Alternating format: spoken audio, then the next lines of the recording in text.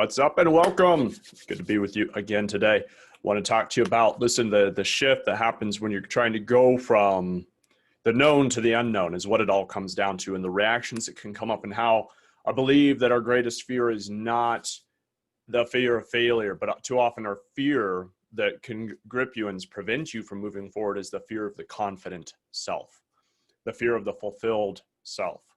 I want to talk about that, dive into that a little bit today, why that happens, why that's a thing, right? Why that's going on, where that comes from, and how to counteract it at least somewhat. Just minimizing something to minimize distractions there. But again, yeah, Peter Lynch here. As always, it's my pleasure, my passion to support you in living at your highest and best, performing at your highest and best. If you want to get some more information on this, dive into the report I have on productivity and how to maximize your productivity starting right now so you can get more done. And the benefit of getting more done is you grow in your confidence as well, right? So, I mean, it's a very holistic thing, and it starts with the ability to take action. But the ability, when you take action and you see the results of your own action coming back to you with benefits, you grow in confidence, you grow as a person. So everything hinges on the ability to take action. Focus plus action equals productivity. Want to learn more? Go to timeboss.pro, get the free report there. And I've also got a mini video course as well. Once you opt in, you'll get access to that. So head on over there to timeboss.pro, get more on that. Let's talk about how the subconscious works and will work to prevent us from moving towards our confident selves, and how to start to counteract this, which really I'm just piggybacking on what I spoke on yesterday, which was that confidence follows courage, right? Which is that ability to act in the face of fear. And so today we're just drilling down on what some of that fear is, right? So we're not most scared. We're not the greatest fear for so many is not lack. It's not failure.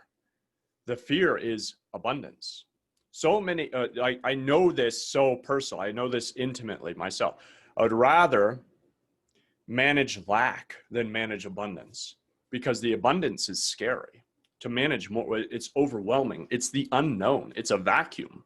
But if I just have this lack over here, well, I know that. I'm comfortable with that. Even if it's uncomfortable, even if it's painful, even if you hate it, you know it.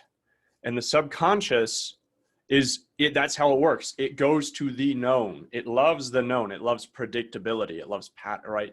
It loves to be able to know that, oh, today will be more or less like yesterday. And we didn't die yesterday, so we should be okay today, even if we're miserable, right? So it's been a slow process for me, slow but steady process to shift a lot of these patterns for myself, going from some moving out by phases out of really deep, dark depression where I was really didn't want to live another day.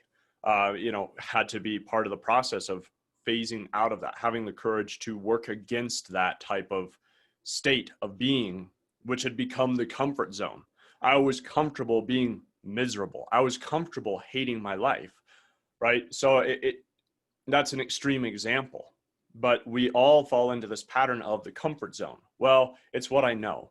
I don't want to step out. I don't want to put my head out there because I don't know that. I don't know the abundance. I don't know, right? The confident me, the potential that lies within me, you, all of us, is terrifying because it's the unknown, right? We're used to what we know, which is oftentimes the beat down, insecure, unsure, unconfident, right? Whatever it is, anxious. Well, the anxiety, it's a drug. These emotions release a chemical in your brain, and then we human beings are easily addicted to chemicals, right? So it's no different than a narcotic, really. So we just become addicted to our own familiar state. When you can begin to go against that, counteract that, it takes courage, but it builds confidence, right? But you're counteracting, and you will go through withdrawals, and it might be a physical experience. You might have physical reactions as you determine, no, I want to be more. I will be more. I know that I can do more, be more, accomplish more, and give more, because that's what this is about. If you're living a small life, it seems like, oh, well, I'm not stealing from anybody. But there's this powerful quote from somebody named Sophie Scholl. If you don't know who she is, I suggest learning about her. It's a powerful story, really powerful, but very heavy, very grim movie called Last Days of Sophie Scholl. Highly recommend, but I don't recommend it if you like. It's a grim movie, so don't think that like, hey, you're gonna feel great afterwards. It's very sobering. But she was one of the people who was resisting Hitler on his rise to power, and so she has this fantastic quote there talking about the trouble with playing it small, living a small, contained, safe life where everything is predictable, everything's controllable, and you just live in your little bubble. You're like, well, I'm not going to bother you. You just don't bother me, and everything will be okay, right? Just don't bother me. Well, that kind of thinking is what allows terrible evils to happen. But also, it's not right. It's also, it deprives of the, it creates a lack of the powerful good that could happen, because you're never living up to your own potential.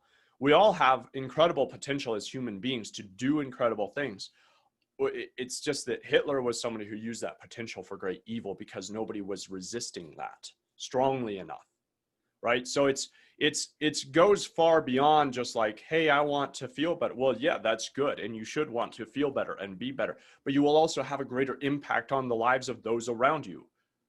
And when you're not, you're robbing them of that. So it's and I go, I don't know, I want to drive that point home because it's so vitally important. We have to break inertia. We're all subject to inertia. We're all subject to our subconscious, which just wants the old, the same, the familiar, the comfortable. And when you live in the comfort zone, you're living in your casket. You're ready to die before you've died. Your life is unlived. So if you want to live your life, you have to break out of the comfort zone. And it's challenging. It's uncomfortable. Go figure, right? But it's so rewarding. So I just want to challenge you and encourage you to let's step out of our comfort zone together, starting now, starting today. What can you do? What can you do right now that runs contrary to the old patterns, right? And it starts, and even before that, maybe what you need is to really start to look at, who do I want to be? What is it that really calls on my heart? That's why I have written there. If you don't chase, you probably can't read it, but I'll tell you. If you don't chase your dream, the ghost of your dream will haunt you. It's because it's the longing of your own heart. If you leave it unfulfilled, it's just going to haunt you. It's going to gnaw at you, right? So I invite you, encourage you, and challenge you to start to reflect on, what is that? What is it that really pulls on my heart? What is it that I long for that's a lack, that's a vacuum? And what we'll do, nature abhors a vacuum. We'll try to fill that vacuum with something, right? That's what was going on for me when I was in that dark place. I was trying to fill my vacuum with anything like alcohol and video games and, right? And it's not, on and on, just bad habits, trying to numb myself, trying to fill a vacuum, trying to fill a void that was unfillable. And it can't be filled with stuff. You can't fill it with YouTube videos or Netflix or video games or alcohol or drugs or sex or whatever it is, right? That, or even inoculate things, seemingly praiseworthy things like workaholic. If you're a workaholic, you're running from something too.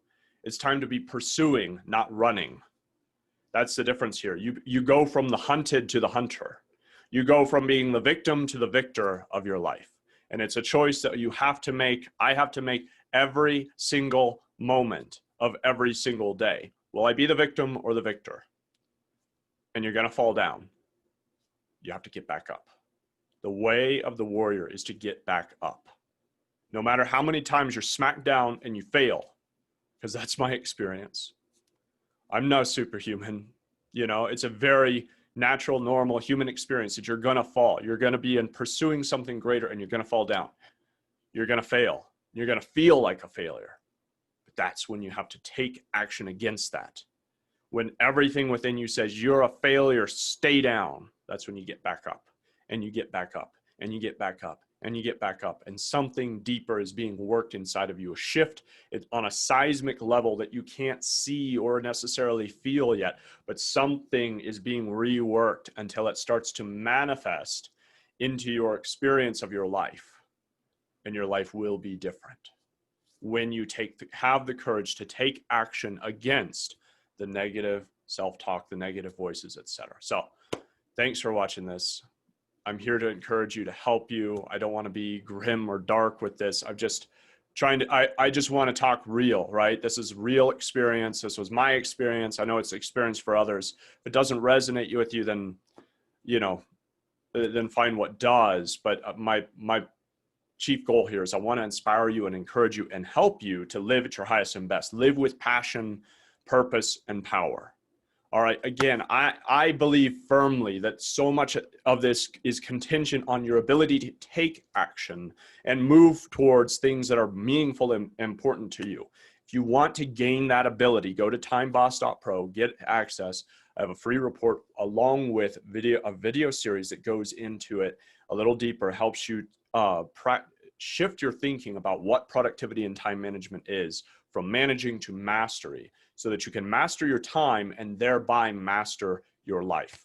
When you achieve mastery of your time, you are the master of your life. You are the director. So go to timeboss.pro. Excited to talk to you more there. Again, thanks for watching this video. Let's connect. Send me a message. Leave me a comment. Leave me questions. I want to connect with you. I want to get to know you. Reach out to me. I'm happy to talk anytime. Look forward to talking to you real soon. Again, Peter Lynch here. Out. Thanks so much for watching those videos. Appreciate it. Stay tuned and watch one of the next ones that's popping up right over here to my side. I know you're going to love it if you liked this one. And if you did like it, please definitely hit a subscribe and a like. And leave me a comment. I'll be reading those and responding to you, and probably turning those into the subject for future content as well. But definitely hit one of these next videos. You're going to love it. Thanks again for watching. Peter Lynch here, out.